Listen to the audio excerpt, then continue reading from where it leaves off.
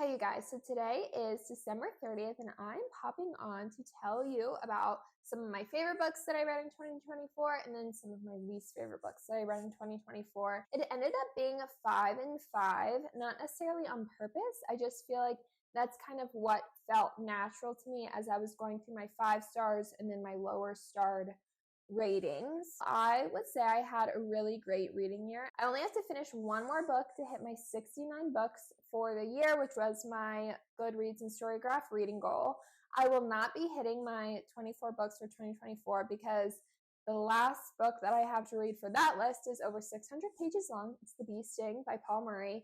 I have started it and I'm about 100 pages in, which feels really, really good that I have even gotten that far, to be quite honest with you. I think I'm really proud of those numbers specifically because I don't think there was ever a time in the year where I was forced reading like audiobooks that I didn't want to read or a lot of like shorter books that I just like wasn't really interested in just so I could up my numbers so that I wasn't like scrambling at the end of the year. I feel like this number came really naturally to me, which felt really, really good. I do wish though that I would have read all 24 books for my yearly TBR. I have never finished my yearly TBR ever once since I've ever set one, but I will say this is the one and only year that I have actually remembered that I even made one and actually kept up with it. I think part of that was due to Storygraph's goal setting like page they have because it's so fun because like once you finish a book it like fills in the ring for you and it's very satisfying, and so I wanted to keep doing it. And I do feel like I made a really good list for 2024 of books that I was truly interested in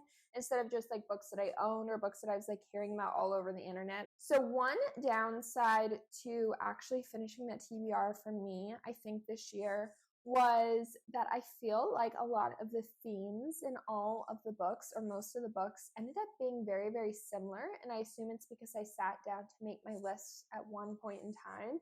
And so at that point, I seem to be very interested in family dynamics, friendship, coming of age. But I would really, really stress family dynamics is, I think, the overall theme of 2024, which is so funny because I don't think any of these books on my best and worst of 2024 are truly like super family oriented. And then another downside to finishing this TBR was truly just that I like didn't plan for it. Like I don't think I actually started making like true effort towards the TBR till like the middle to end of the year. Not that I like forgot about the list, but I think I'm somebody who's just always like, oh yeah, like you'll have time. And then you're kind of thinking, you're like, well, Kate, you only have, a couple months left, a few months left. And some of these books were very, very big, like The Bee Sting, that I did not know were that large until I actually like bought it in a store and I was like, oh geez, this is almost like 700 pages. Like this is bonkers. So I do think if I would have planned a little better, like maybe tried to do about 2 books a month, I think I would have actually finished the goal. So I think that's what I'm going to try to do for 2025, but we'll see. So the first 2 books that I'm going to tell you about today are very, very close to being tied for my favorite. I think my top book, though, of the whole entire year was Talking at Night by Claire Daverly. But in Talking at Night, we are following Will and Rosie. They meet in high school. They are complete opposites. She is the typical good girl, and he is more like a bad boy or just like mysterious, quiet, does his own thing kind of guy, where she is constantly striving for perfection because of her own OCD and pressure that she puts on herself and pressure that she specifically gets from her parents. It's really, really harsh. It seems like her parents are treating her a lot differently than they're treating her twin. I forget her twin's name. It's a boy though. And they are very, very close and they spend their lives looking out for each other. I loved that whole dynamic. And so, yeah, I feel like they just have very different expectations from their parents.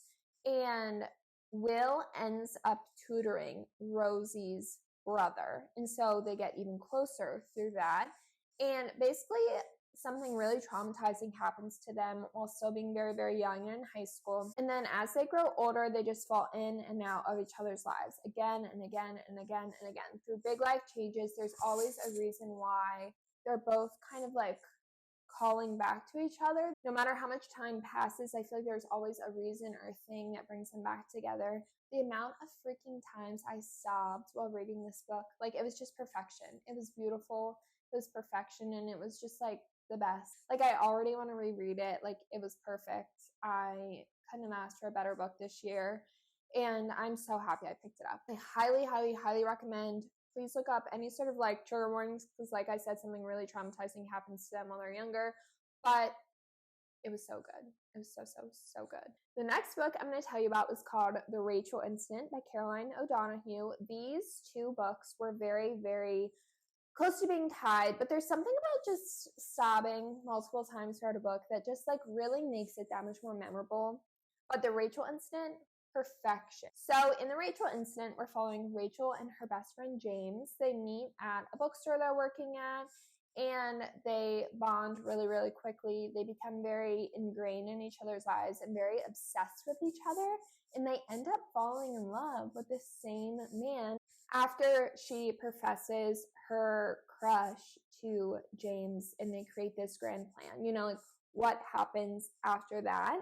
I don't know if I cried during this one. I just remember giggling so freaking much. Like reading about a friendship that felt so relatable is just, it doesn't happen often for me.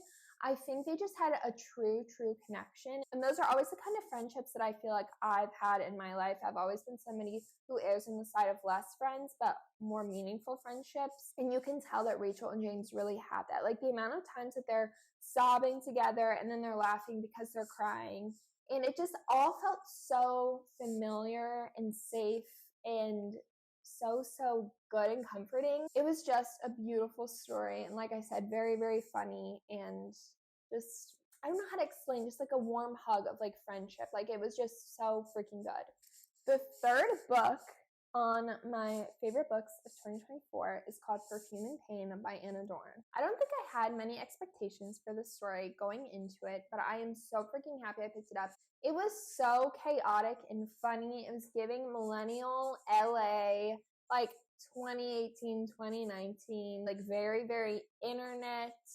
She is nuts. She's almost at that age where like she's too old to understand what like cancel culture is and like getting canceled on the internet for saying anything and everything, whatever. And so she just doesn't give a flying frick. So she is an author, and she hates doing, I'm going to say, the media rounds for it, like all the marketing stuff she has to do, all the interviews and all the things. And so she just says whatever she'd like, whenever she'd like, and doesn't care. And her editor and her publisher and like her whole, like her agent and everyone is basically like, hey girl, if you don't shut the fuck up, like we're going to have to drop you. Like we cannot keep doing this. Like you are embarrassing us, you're embarrassing yourself, like what the heck. And her whole problem is that she gets so high and so drunk at the same time. Like she definitely has like substance abuse problems, that she just kind of like says whatever she feels whenever she feels it, and in a very public way, and does not care and doesn't understand why she should care more than she does. And so she decides to take a step back, take a break. She goes back to her lesbian writing group, and there she meets a woman, and they end up hanging out. And this other lady is nuts. But like I just explained, our main character is also a little chaotic as well. So then just them together is extra chaos. And the whole book is just following like this girl trying to get her writing career back on track, and how she goes in and out of different relationships with different women. And it's just so silly and so funny. I definitely want to read more by Anna Dorn. I think I'm going to read Exalted by her this summer, will be my goal, just because I read Perfume and Pain at the end of this summer, and it was just like the perfect time. Like I said, it was just like hot, sticky, chaos, messy summer, and it was just so silly, so funny. Like I loved it. Book 4 on this list is called Sunburn by Chloe Michelle Howarth. So this book is set in 1990s Ireland. We're following two best friends. I think they meet in high school, if I'm remembering right, and their friendship slowly turns into something that is extremely dramatic and obsessive, and they both end up developing these like really, really huge crushes on each other, and they both end up being each other's first loves. And this book just describes that coming of age, first love, melodrama, angst, obsession so well. Like, I think if you had your first love or whatever in high school while you were still pretty young, I feel like you will just completely understand some of these feelings that they're describing. Like, just so dramatic, but like so perfect. I also think I cried a lot during this one, if I'm remembering right. And this one specifically stood out to me because it's a queer story. Like I said, we're following two girls, but it ended very, very good and like wasn't this big, crazy, sad, traumatizing ending. I feel like a lot of queer stories, especially when the characters are younger, they usually just end on a very negative note. And I just remember really feeling like this felt very kind of like tied up with a bow, but like in a realistic way. And it felt really special and good to me. And I really, really enjoyed my time with Sunburn. So the fifth book on this list is called Beautyland by Marie-Helene. So you're following an alien as she's sent to Earth to learn about humans, our feelings, our intentions, how our brains work, how our minds work, how our societies work. And she communicates with her alien family through a fax machine. And we're following her from like birth to adulthood and different feelings she has. She is very existential, asks a lot of questions. I don't want to say like sad and depressed, but I think it's that feeling of like, is this normal? Is this okay? Like, is this what everyone is going through? And I do think as like time goes on, she does learn a lot of those feelings are feelings that everyone has at some point in their life. And it's not necessarily like a bad thing. It just like is a thing that humans go through. And I feel like this one stuck with me so much because I read it at such a good time in my life. I feel like I read it, it was definitely last winter. I don't remember if it was like January, February, but I feel like I was just thinking a lot of like similar things, you know, like why are we here? What are we doing? How do we make this life purposeful and meaningful and fulfilling? And I feel like just going through all the questions that usually come up in life eventually, or more than once, depending on like what you're going through. And I feel like it was so fun to explore some of those things like in a book I was reading. So I really enjoyed Beautyland. So for my worst books of 2024, there weren't a ton. And if I'm being honest, a lot of these books are just books that I did not care about. 3 of them are actually book club picks, which I feel like is so funny because when I reflect on this year, I'm so happy I joined a couple of neighborhood book clubs, but it's funny to me that 3 of these books I hated. I think just it's fun that book clubs get you reading things that maybe you wouldn't normally pick up. But I do think that opens the door for you to dislike them, I guess, more than like a book that I normally pick up. I feel like I usually have pretty high hopes for books that I like purchase and I'm excited about and I buy. And so I do end up usually liking them at least somewhat. But I feel like with a book club pick, since you didn't really pick it, it's kind of like, who knows? You go into it a bit more blind, I guess, with not a ton of expectations. So that's funny. I didn't even realize that when I made the list. The first book, though, is a book that I just absolutely thought was so freaking stupid. And I had very high expectations for it, which I think makes it even worse. So it's called Data Baby by Susanna Breslin. I gave this a 1.5 star. Okay.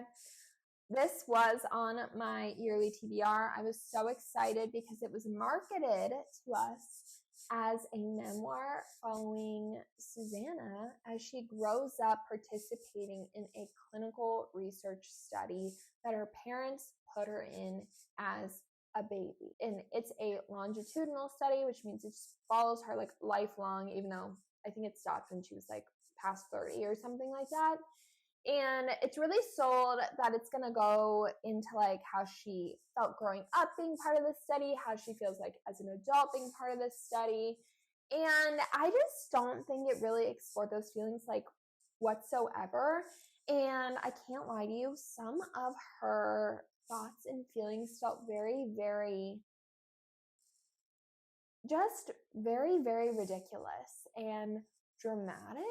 And it felt like she was trying to connect some of her like life stories or thoughts and feelings to this clinical research study, because that's like what maybe like an editor told her she needed to do so they can market this book in a way that makes people want to buy it. Because I will say, I feel like unless you've lived some crazy life, I feel like marketing memoirs is probably difficult because, you know, if you weren't in a cult or you're not a famous person or like whatever, like if you're just a normal person, why would people want to pick your book up?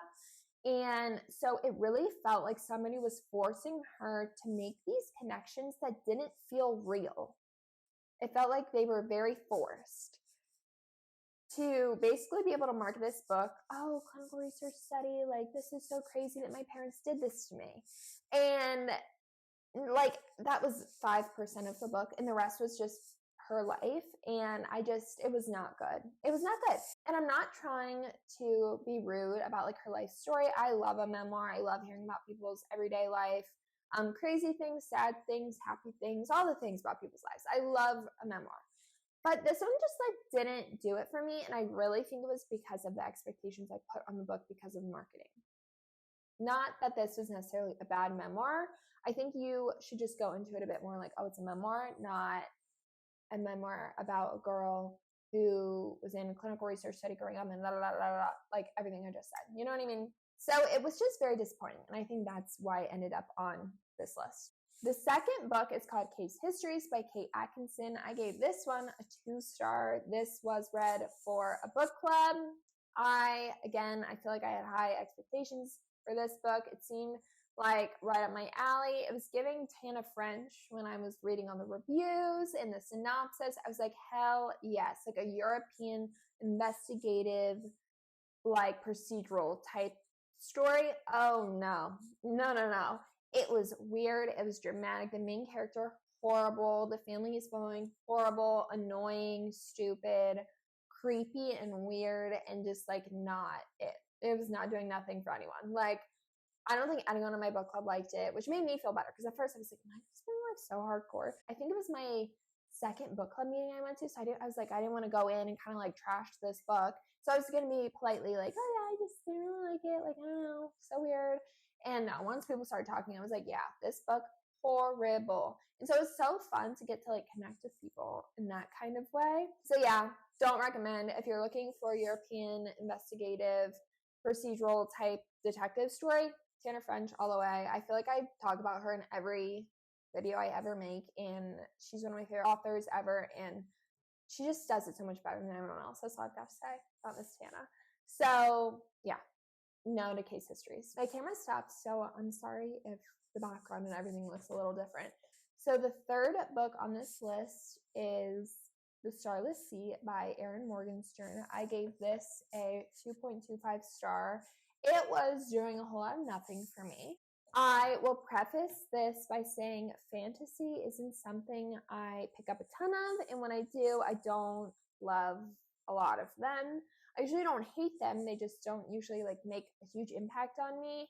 And this one was just so stupid and confusing, and I think the whole time I just felt like I was like missing something. The writing was way too flowery for being such a long book where they were trying to tell a story. I feel like there was like time travel and people were getting stuck and keys and honeybees, and I was like, girl, I don't know, and I do not care. I don't care. It was so long and so confusing. Like, that's all I remember thinking the whole time. Like, I cannot wait for this to be over so I can actually pick up like a good book again. And that's never a good feeling. It's never a good feeling. So yeah, no to The Starless Sea. But I think what made me like giggle a little was after I read it, I was so confused that I wanted to go watch people's like reviews, look up people's reviews, videos on it, whatever. I was like, what am I missing? Because I do remember when I first started watching BookTube in like maybe like 2016, 2017, I feel like this book was definitely talked about at some point. I don't remember when it came out, but it was really popular on BookTube at some point towards the beginning when I first started watching BookTube, to the point where people were getting like tattoos for this book. Like, people were obsessed. And so I was kind of excited. I was like, okay, like fantasy isn't really for me, but like maybe it will be this time. So when I looked at these reviews and videos and whatever, to hear people so in love with this story and these characters and la la la, I was like, oh my God, like you guys are all so annoying, which I know is so bad and negative to say, but I just like could not handle it. Like there was something about it. I was just like, this is so stupid.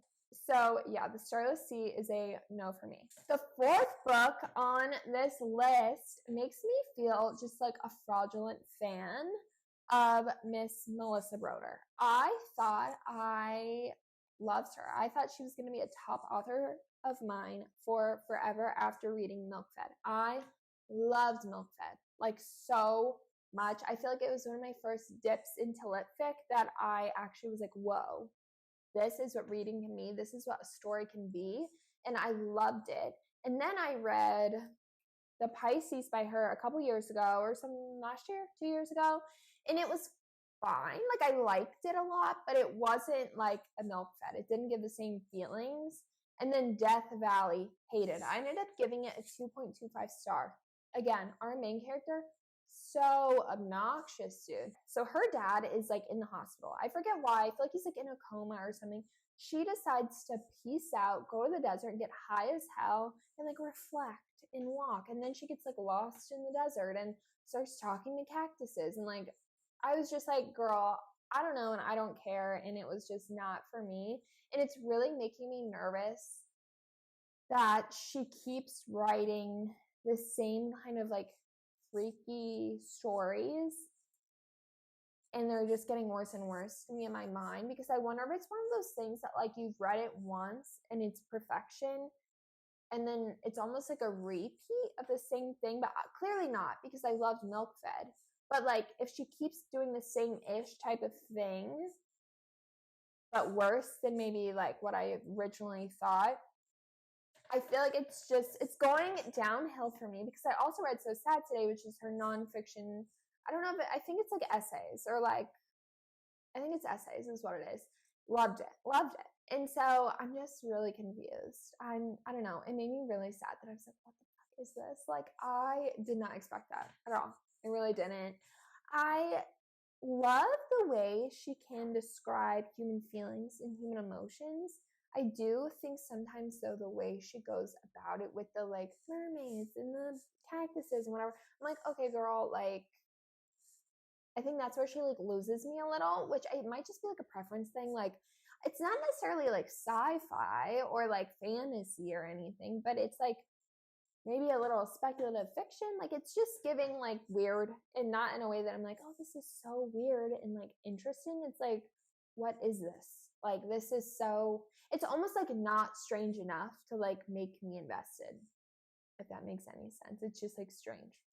So I don't know. I was very, very disappointed and sad that I gave Death Valley a 2.25 star. Like it was very unexpected, but I do love the cover. So there's that.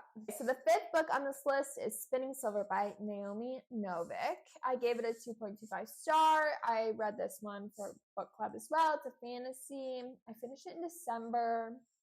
The audiobook was fine. I liked it. Our author changed her voice and whatever. I just like didn't care. I don't know. People were like selling it like it's some winter magical fantasy, la la la la la. Like this girl can turn like coins into gold, and she ends up like having to like go be not a princess but gets like locked away. And I clearly I don't care and I didn't like it, and that's all I really have to say. Like I truly have not much else to say about Spinning Silver. I just wasn't for me. Very long. I think my issue with a lot of these fantasy books I'm learning is that if there's not enough, I'm going to say just like drama between the characters, like a romance, then I just do not care. Like give me a reason to care about these characters and what they're doing and where they're going and these worlds they're living in, and I will. I do think some of these though, they just like don't give you a reason. And so then I'm just kind of left here being like, why am I reading this, dude? Like, what is the point? And I think that's where a lot of fantasy loses me. So I don't really know what to do with that. I don't think it's the end of like my fantasy reading. I have a couple fantasy on my TBR for 2025. I don't know. I wish maybe that they were a little different, or if anyone has any sort of like intros into like I don't know if I'm gonna say like a classic fantasy, but just like a fantasy that's written in a way that is not necessarily romancy, but a fantasy that's written in a way that's gonna make me like care about what is going on enough to like pay attention and remember all the characters and the politics and how everyone's connected and like that kind of thing. And maybe that's what it is. It's like I'm missing a political aspect to some of these fantasies. Like I need a reason why I should keep reading, and some of these are just like not giving it to me. So I don't know.